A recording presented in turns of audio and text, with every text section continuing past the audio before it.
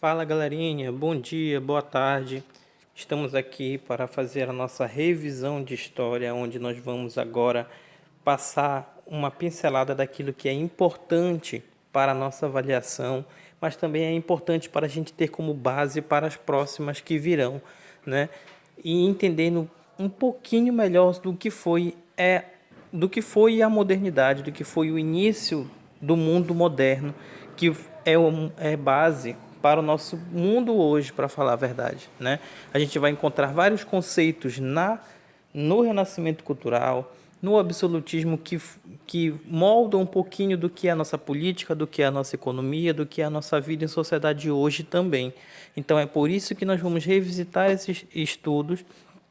Lembrando que nós temos as marcações nas páginas para vocês irem me acompanhando ao longo de nossa revisão, certo? Então, vamos lá, sem mais delongas, a gente vai passar para o próximo slide.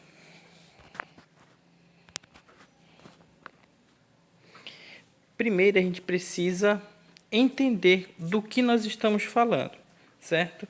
Nós estamos falando do momento em que a gente está saindo da transição do feudalismo para o mundo moderno, para o mundo capitalista. Então, a gente vai estar vendo uma mudança social, uma mudança econômica e uma mudança política dentro desse sistema que não funciona mais, que era o feudalismo, o que vai ser o feudalismo. Então, a gente vai ver que o mundo no feudalismo ele é um mundo rural, né? Não é um mundo urbano. Então, a gente vai começar a entender como é que está funcionando o mundo urbano no momento em que o feudalismo está em crise.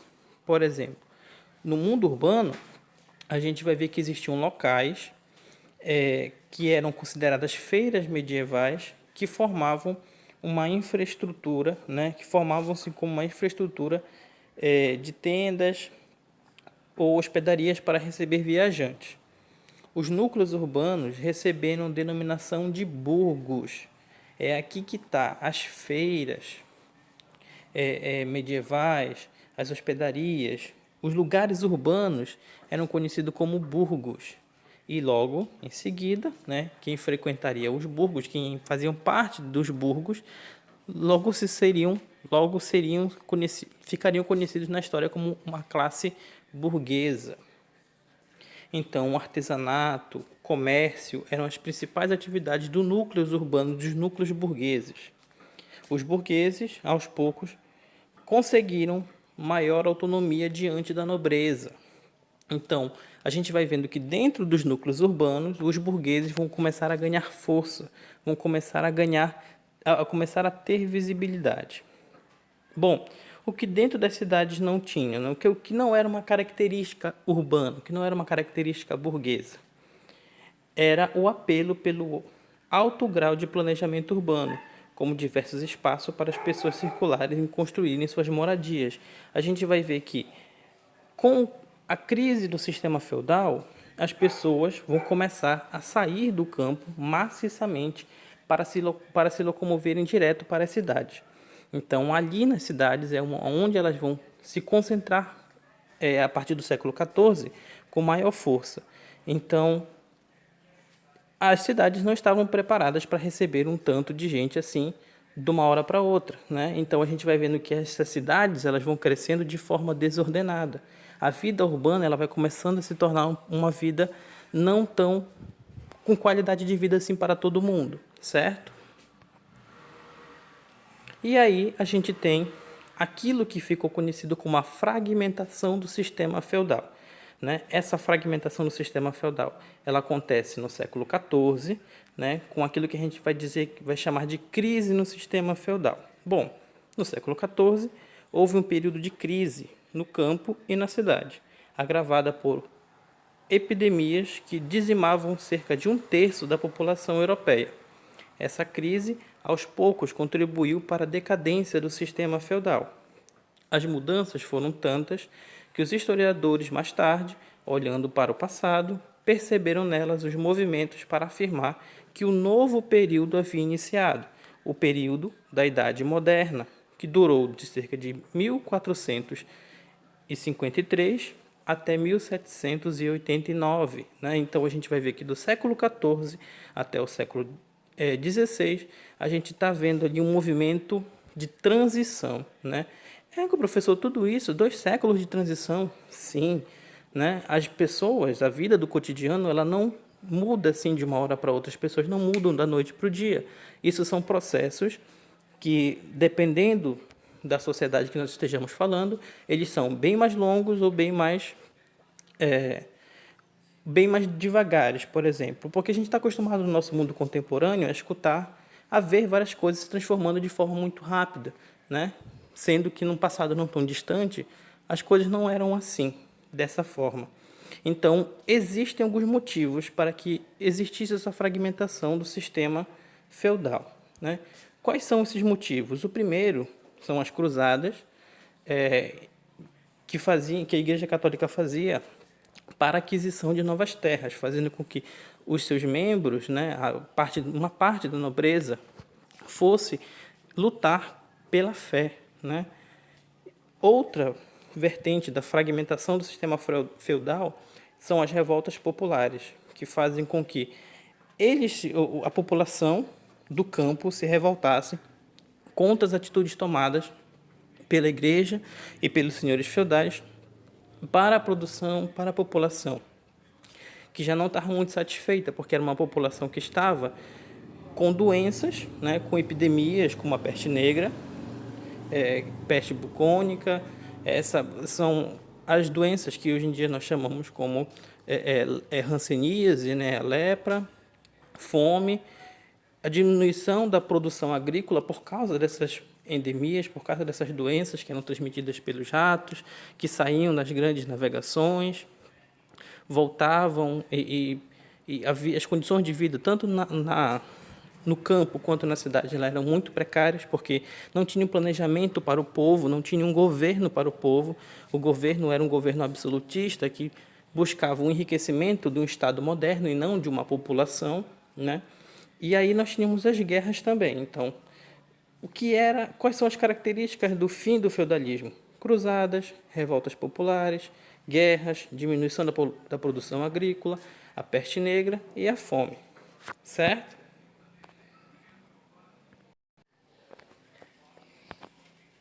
Ok. Então a gente passa agora para entender, já entendido todo esse processo de transição da Idade Média para a Idade Moderna, a gente vai começar a falar de fato dessa Idade Moderna. Então, essa Idade Moderna ela ficou conhecida por algumas características que foram geral para toda a Europa. Né? Porém, a gente vai começar falando do Renascimento, já que para algo ser novo, né? Ou então para dar valor àquilo que não estava sendo tão vislumbrado assim, a gente vai classificar esse momento como um momento de renascimento, tanto cultural, quanto científico, quanto político. A gente vai dar um novo significado para essa sociedade. A gente vai ver que ela se transformou, que ela mudou.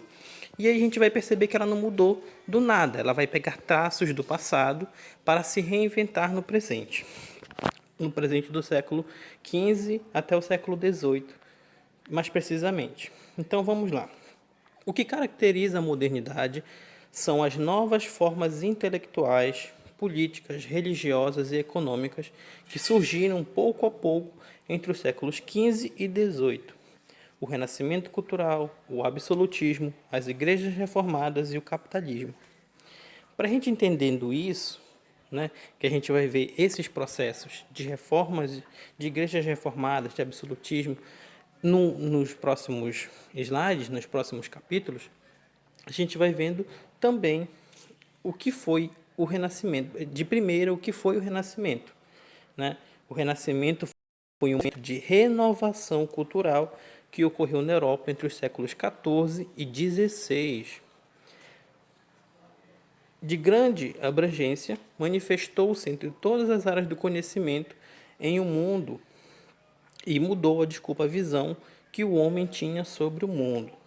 Então, o Renascimento, né, ele é um momento em que a classe burguesa começa a usar da razão, da intelectualidade, para estudar o que foi o mundo antigo, o mundo que para eles era um mundo perdido, um mundo que não foi vivenciado nesse contexto de dominação da Igreja Católica, um mundo politeísta, um mundo em que a cultura era totalmente diferente daquela cultura do medievo, da história medieval. Então, eles vão estudar sobre essa cultura, sobre essa vida, como era a economia deles, eles vão perceber que culturalmente eles eram muito ricos por causa das transições culturais que eles faziam a partir do comércio, que eles eram politeístas, que eles acreditavam em vários deuses, diferentes do Deus que era pregado pela Igreja Católica, e percebiam que as relações sociais eram diferentes também. Não era algo imposto, não era algo totalmente... era algo hierarquizado, mas não era algo que fosse estagnado, por exemplo, né? Que a sociedade não era totalmente estamental. E aí a burguesia começa, para se ver livre também das garras da Igreja Católica, a investir em culturas diferentes, a investir em pessoas que estejam dispostas a formar uma cultura diferente, uma cultura burguesa, uma economia burguesa, certo? E o rei também começa, já por uma política de Estado, se separar da igreja, a requerer de novo as terras que até então os reis passados tinham doados à Igreja Católica. E aí, dentro do Renascimento, esse renascer cultural, eles vão estar embasados em algumas filosofias, né, que a gente vai colocar aqui como 3 características fundamentais: a razão, o antropocentrismo e o hedonismo. Bom, a razão, ela é a principal característica que define o ser humano dos demais animais. Ganhou grande destaque. Tudo que é fruto da razão. Tudo é fruto da razão, como a criatividade e a inventividade. Passou a ser exaltado. Fato que se referiu no grande desenvolvimento artístico do período. Então, a partir do pensamento racional, né, não era misticismo, não era algo contado, não era algo bíblico, era algo que saía do seu próprio conhecimento, né? Conhecimento da matemática, conhecimento da lógica, conhecimento da arquitetura, seria embasado para se tornar uma nova corrente filosófica no momento do novo momento que a humanidade vivia, no momento do Renascimento, desse momento do mundo moderno. E aí eles tinham outra característica dentro desse processo, que era o antropocentrismo. O que é o antropocentrismo, né? A afirmação de que o homem é a medida de todas as coisas, do filósofo grego Protágoras, representa os valores que guiavam a cultura grega romana. Como esse pensamento, Protágoras colocou o homem como referência, como o centro. Uma ideia de que pode ser resumida no termo antropocentrismo, do grego anthropos, que significa humano, e kretron, que significa centro. Desse modo, podemos constatar que o humanismo foi inspirado no pensamento da Antiguidade Clássica, né? E que o antropocentrismo está dentro desse processo humano. Tudo que vai ser humano vai ser valorizado, os sentidos humanos vão ser valorizados. Então, a gente começa a ver, isso a gente viu em sala de aula, a partir das pinturas, dos vídeos, que o corpo do homem, o corpo humano, né, voltado à imagem e semelhança dos deuses ou do Deus, né, que não era da mesma forma que a Igreja Católica pensava esses deuses, a gente vai ver que vai ser super exaltado, né? O homem sempre no centro. O Leonardo da Vinci, como um arquiteto, como um cientista, como também um pintor, ele vai, dentro das suas obras, colocar todo esse conhecimento científico, racional, lógico, como uma forma de reeducar essa nova sociedade, né? A gente viu isso no Homem Vitruviano, a gente vai ver isso na Mona Lisa, a gente viu isso na Dama e o Armínio, que foram as pinturas que nós vimos em sala de aula. E outra corrente que é a base para esse pensamento antropocentrista, para esse pensamento humanista, que é o hedonismo.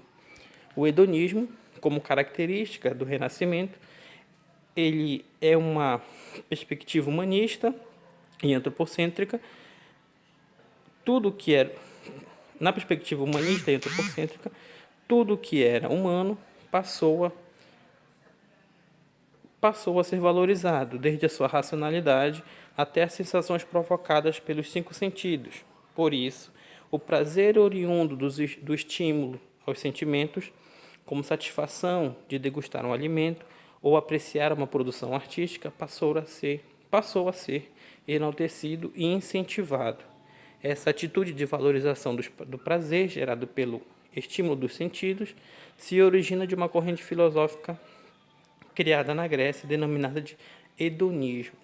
Então, o hedonismo é a mesma coisa, professor, que o antropocentrismo? Não, não é a mesma coisa. A gente vai ver que o hedonismo ele nasce na Grécia antiga, era um momento de valorização do prazer proveniente dos sentidos. Então, era o que você sentia a partir daqueles estímulos, né? Já o antropocentrismo não. Ele valoriza o ser humano desde a sua racionalidade, desde o seu pensamento até as sensações provocadas pelos cinco sentidos. Então, não era só o estímulo pelos prazeres, era sim a busca pela racionalidade das coisas, inclusive as formas matemáticas do corpo humano, da simetria, tudo isso que nós vimos em sala.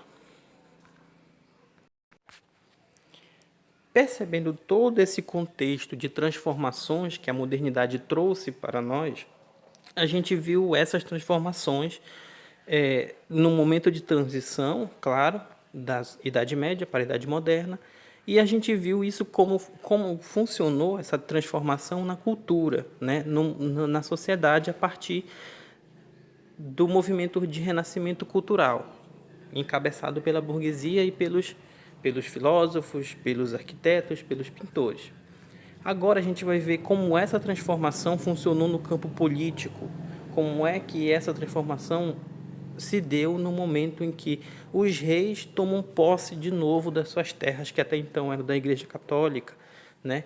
Quando eles começam a fazer uma aliança com a burguesia, então a gente vai ver aí um momento que os reis absolutistas, para fortalecimento do Estado Nacional, eles começam a fazer uma aliança com a burguesia, ao mesmo tempo fortalecendo a burguesia e a burguesia fortalecendo o seu poder hegemônico contra um domínio até então da Igreja Católica, que era o centro, né, que era o topo da pirâmide da sociedade feudal, por exemplo, né? E a gente vai ver essa aliança, esse fortalecimento dos reis como um regime, né? Como uma forma política de governo. E essa forma política de governo é chamada de absolutismo. Então, o que é o absolutismo? É a política dos reis, é o governo dos reis, certo? Então, para esse mundo moderno, a gente vai ter que ver o que foi a política dos reis, chamada de absolutismo. Mas por que absolutismo? Bom, a gente já vai ver que o poder exercido por esse rei, ele deveria ser absoluto, né? Então é por isso que o poder do rei vai ser chamado de poder absoluto. Então, o absolutismo é a política dos reis, a política do poder absoluto. Bom, o processo que proporcionou a concentração do poder político e militar nas mãos dos reis absolutistas ocorreu em meio a um renascimento cultural. Nesse período, pensadores e filósofos buscaram uma nova forma de compreender a sociedade. Criaram inúmeros tratados e teorias com o objetivo de explicar o funcionamento social. Nesse contexto, surgiram teóricos que legitimavam a concentração do poder entre os reis absolutistas. Podemos citar aqui alguns filósofos mais importantes, como o Dante Alighieri, Jacques Bossuet, o Bossuet, Thomas Hobbes, Jean Bodin e Nicolau Maquiavel. Dentro desses filósofos que a gente acabou de citar aqui, o Jacques Bossuet foi o mais importante deles, porque ele encabeça uma teoria chamada Teoria do Direito Divino, que essa teoria faz com que a gente não possa contestar as decisões tomadas pelo rei absolutista, porque esse rei absolutista só é rei absolutista porque assim Deus quis, já que fazer a vontade de Deus, o rei absolutista seria aquele responsável por executar os planos de Deus na terra e organizar a vida em sociedade a partir daquele contexto. Então, a teoria do direito divino faz com que as pessoas acreditem que as decisões do rei são as melhores decisões para guiarem um povo europeu, ou os povos europeus, por exemplo. Né? O Jacques de Bossuet ele vai ser um bispo da Igreja Católica que defendia a ideia que todo o poder do rei fora concedido por Deus. Portanto, ele escolheria o governante. Sendo assim, o rei deveria prestar contas aos seus atos somente a Deus. Questionar o poder dos reis era o mesmo que questionar o poder divino, ou seja, Deus escolhia o governante. Dessa forma, o rei somente deveria prestar contas dos seus atos a quem o escolheu, isto é, Deus. Questionar o poder dos reis era o mesmo que questionar o poder divino. Todas essas páginas, essas citações que vão aparecer nos nossos slides aqui no decorrer dessa aula, a gente pode estar acompanhando nas páginas que estão aqui embaixo do nosso estudo. O que eu estou falando aqui está condensado na página 20, 21 e 22, ok? Para falar da parte econômica do nosso mundo moderno, né, para entender como foi essa transformação do modelo feudalista do feudalismo para o capitalismo, né, para a produção capitalista, para as relações capitalistas, a gente vai ter que entender como era caracterizado essas novas formas de economia, por exemplo. Né? A gente vai ver que a economia mercantilista ela vai ser a economia absolutista. Né? Ela vai ser uma economia que vai fortalecer o poder do Estado Nacional, que vai fortalecer aonde o rei reside. Então, para que ele seja forte, ele precisa ter terras e precisa fazer comércio. Quem é que faz o comércio para o rei? A classe burguesa, que ao mesmo tempo se beneficia desse comércio. E ter terras, para esse momento, era ter poder também. Então, quanto mais terras, mais domínio. Quanto mais domínio, mais influência. Quanto mais influência, mais áreas de comércio, mais trocas de cultura e mais forte o rei e o Estado Nacional seria, certo? Para isso, a gente vai ter que ver duas formas de comércio, duas formas diferentes que os alunos confundem muito. Né? O que era a economia do Estado moderno? A economia ela era mercantilista. Porém, esse mercantilismo ele não acontecia só nos mares. Né? Não era uma forma de economia a partir só dos mares. Era uma forma de acumulação de riquezas. E essa acumulação de riquezas ela tinha um outro nome. É por isso que a gente faz uma confusãozinha. Né? Essa acumulação de riquezas era chamada de metalismo. Bom, o metalismo está mais para os reis, já o mercantilismo está mais para uma classe burguesa. Vamos entender isso melhor. Além da transformação na sociedade e na política, o início da Idade Moderna foi um período de mudanças econômicas. A concentração do poder político, característica do absolutismo europeu, possibilitou aos monarcas um controle mais direto na economia, por meio de um sistema econômico e político denominado de mercantilismo. Então, se eu te perguntar na prova o que é o mercantilismo, se você responder que o mercantilismo é um sistema político e econômico, você já levou o ponto, certo? Porque era isso, o mercantilismo ele não servia só para uma classe burguesa, mas ele também é uma das características da economia absolutista, né? Que fazia parte tanto do sistema econômico, fortalecendo e dando dinheiro para a classe burguesa, quanto também como sistema político, levando para além dos limites da terra o poder absolutista daquele Estado moderno. Já com a unificação dos territórios sob o domínio do rei e a formação dos vários reinos, avalia-se a riqueza de cada um deles, verificando-se a quantidade de metais preciosos, ouro ou prata, acumulados nos cofres reais.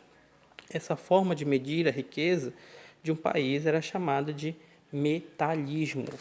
Então, de uma parte, a burguesia fazia comércio e levava a influência e o poder do rei para além dos seus limites, das suas fronteiras.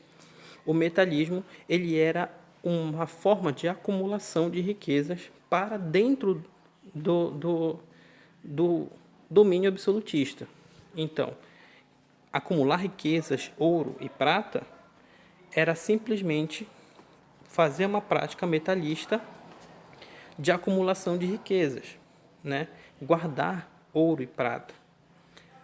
Era o objetivo do rei. Fazer o comércio além das fronteiras era o objetivo da burguesia. Então, a gente vê aí a aliança, como é que funcionava a aliança entre a burguesia e os reis.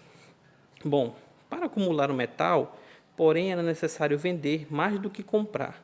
Assim, a quantidade de metal que entraria seria maior do que a quantidade da quantidade que sairia, tornando possível acumulá-lo.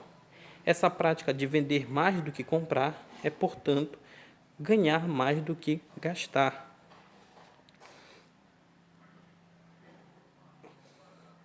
Essa prática, de vender mais do que comprar é, portanto, ganhar mais do que gastar. É chamada de balança comercial favorável. Entre esse processo, o melhor Estado nacional, os mais empoderados dentro dos Estados nacionais, eram aqueles que acumulavam mais riquezas a partir do metalismo. Como é que você sabia disso? A partir da balança comercial favorável. E essa balança comercial favorável, ela só era bem executada se você vendesse mais do que você comprasse. É que o professor não entendi. Então, se você vender mais coisas, você vai ter mais ouro e prata para acumular como retorno. Agora, se você comprar muita coisa, você vai gastar o seu ouro e sua prata para comprar essas coisas. Então, balança comercial favorável era aquilo que era a favor, era ao seu favor na economia. Então, se você tivesse mais coisas para ser vendidas, mais produtos para serem vendidos, você estava com seus cofres mais cheios. E isso é a balança comercial favorável que estabelecia todo esse, que é uma das características desse processo econômico chamado mercantilismo, certo? Para acumular metais, não era necessário comprar, e sim vender. E essas informações elas estão na página 26 e 25 e 26 do nosso livro didático. Para que essas economias funcionassem de forma muito eficaz, a gente vai começar a ver que eles vão sair das suas fronteiras para começar a conquistar novos produtos, novas especiarias, longe do contexto europeu. E aí a gente vai dar protagonismo agora para um país europeu chamado Portugal, né, que vai ser o primeiro de todos os reinos a estabelecer uma rota comercial com as Índias, né, em troca de especiarias, para acúmulo dessas riquezas, né, para o acúmulo do mercantilismo, para o acúmulo do metalismo, do rei português, né, da dinastia Vichy. Então, as grandes navegações resultaram de uma aliança entre os membros da igreja, da nobreza e da burguesia e o rei absolutista. Portugal foi o pioneiro nas navegações desse período. Como o fato de o processo de centralização política e unificação territorial havia começado mais cedo em Portugal do que em outros lugares, outros reinos, além da localização que favorecia a navegação do Oceano Atlântico. Bom, então a gente começa a ver aqui que geograficamente, né, e por um processo de unificação territorial mais cedo do que os outros reinos, a gente vai ver que Portugal foi a partir desses contextos que Portugal foi sendo o primeiro país a sair nas grandes navegações, a fortalecer essa política de alianças. Então, uma navegação que saía de Portugal com o objetivo de fazer o mercantilismo pelo resto da Europa, ela era resultado, né, uma embarcação, ela era resultado do processo da aliança do rei, da burguesia e, posteriormente, a gente acabou vendo da Igreja Católica também, certo? Já que a Igreja Católica, em Portugal e na Espanha, ela não teve aquilo que a gente vai conhecer no próximo capítulo, no capítulo 4, como crise na Igreja Católica, né, que acabou levando reformas nessa igreja. Bom, em 1139, Dom Afonso Henrique tornou os territórios portugueses independentes do Reino de Leão. Com a chegada de Dom João ao poder, em 85, iniciou-se uma grande transformação econômica no reino. Aliado aos burgueses, os reinos da dinastia Avis promoveram dinamização na economia interna do reino e investimentos no comércio marítimo. O objetivo principal era encontrar uma rota marítima para o Oriente, a fim de comprar especiarias e vendê-las aos demais reinos europeus, alcançando assim altos lucros. Então a gente começa a ver como é que funcionava na prática o mercantilismo, né? Esse mercantilismo ele sai para o Oriente, para a Ásia, para a África,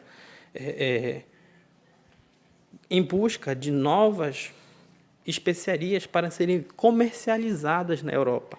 Então, novos produtos, né, que seriam bastante utilizados na prática do mercantilismo. E aí a gente vai ver que produtos são esses, né? Cravo, canela, a gente já fez as atividades em sala, já fez um joguinho em sala, fazendo a rota marítima que Portugal fez, ao ser o pioneiro, estabelecendo uma rota oriental, né? Uma rota de comércio oriental, com a Índia ou com o continente asiático. Essas páginas estão na página 32, 33 e 34.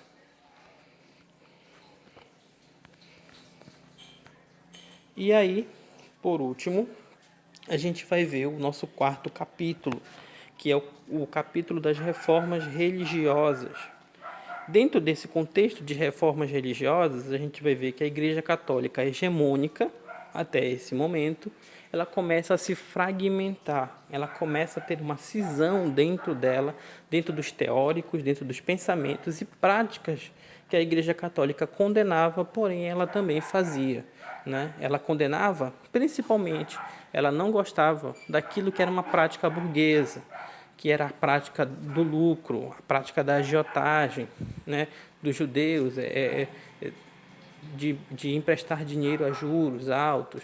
Então, ela começa a criticar sempre outros grupos, né, e esses grupos, agora, na modernidade, não estão mais como na Idade Média. Né? Esses grupos, na modernidade, eles estão fortalecidos e eles fazem parte de altos graus da sociedade, como reis, como burgueses já muito fortalecidos, com bastante dinheiro, a partir da economia mercantilista, que vão começar a fazer frente à Igreja Católica, certo? Então, no século XVI, a Igreja Católica era para todos,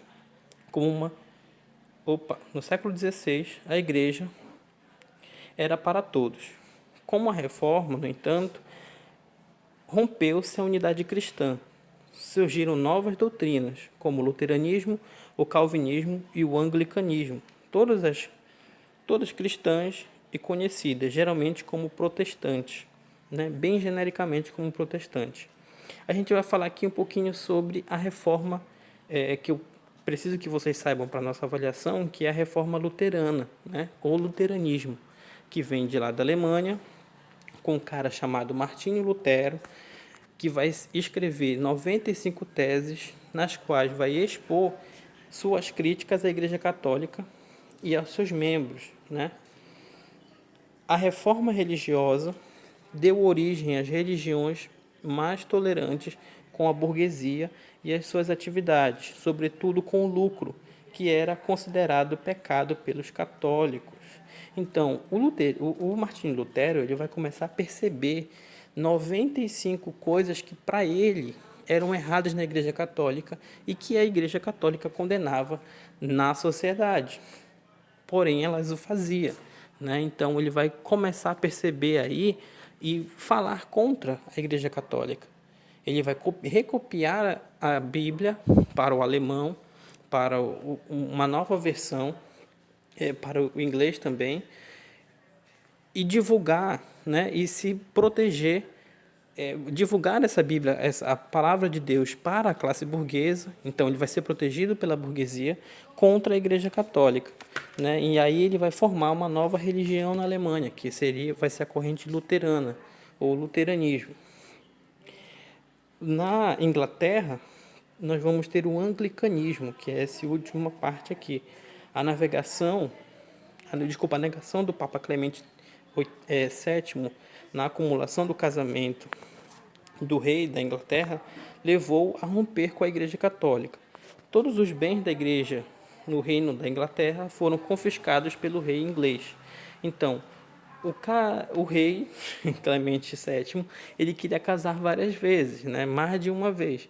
Prática também que a Igreja condena até hoje, já que para a Igreja Católica as relações elas devem ser monogâmicas, ou seja, 2 pessoas e só, né? A relação de um casal e apenas isso para o resto da vida, né?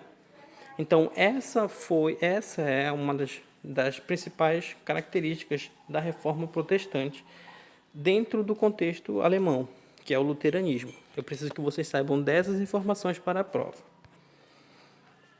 Como a igreja precisava, voltar à sua raiz, né, a sua origem, ela se reinventou. Ela fez uma espécie de contra-reforma. E essa contra-reforma, ela vai ficar conhecida a partir de 3 características: o Concílio de Trento, a Companhia de Jesus e a Inquisição. Bom, algumas medidas moralizantes foram tomadas, como a proibição das vendas de indulgências e a criação de escolas para a formação de clérigos. Uma das principais determinações do Concílio de Trento foi a criação do Index Liborium Prohibitorum, uma lista de livros cuja leitura era proibida para os católicos. Entre eles estavam os livros do cientista como Galileu Galilei. Então, é muito interessante você dar uma lida também nessas páginas, na página 50, 51 e 52, né? Olharem as figuras que vocês vão encontrar aí, falando um pouco mais sobre essa parte da contra-reforma, né? O Concílio de Trento vai reorganizar as leis da igreja, a Inquisição vai ir a fundo naqueles que ela achava, como Galileu Galilei, que estavam pregando contra a Igreja Católica, né? E os jesuítas, a Companhia de Jesus, elas vão estar dentro das grandes navegações, navegando com os mercantilistas, com os mercadores, para outros povos, né? Aquilo que a gente vai ver no capítulo anterior é que ela vai estar que elas principalmente vão estar nas navegações portuguesas e espanholas, chegando aqui no continente americano, né, que eles vão denominar de Novo Mundo, vendo um novo público para essa Igreja Católica, né? Vão buscar novos fiéis para essa Igreja Católica, ok? E, galerinha, essa foi a nossa aula. Eu espero que vocês tenham gostado. É algo muito novo para mim. É difícil esse processo de gravação. A gente se confunde todo e está no celular, mas eu espero que vocês tenham entendido tudo o que eu preciso que vocês saibam, certo? Deem uma olhada no vídeo com pausas, anotem as páginas que vocês precisam anotar, estudem, e essa é a nossa revisão para a prova, ok? Qual é o dever de casa, professor? Fazer todas as atividades do nosso livro de atividades para a prova. Professor, mas a gente já fez em sala. A gente já fez em sala algumas atividades, mas em cada capítulo, dos 4 capítulos, tem algumas questões que nós não fizemos. Então, são essas questões que eu preciso que vocês façam, para a gente, de uma certa forma, estudar para a prova. Rever o assunto de forma resumida, porque o livro de atividades é isso. A gente vai encontrar os principais conceitos lá e fazer as atividades de lá. Ok? Muito obrigado. Que a força esteja com vocês e bons estudos.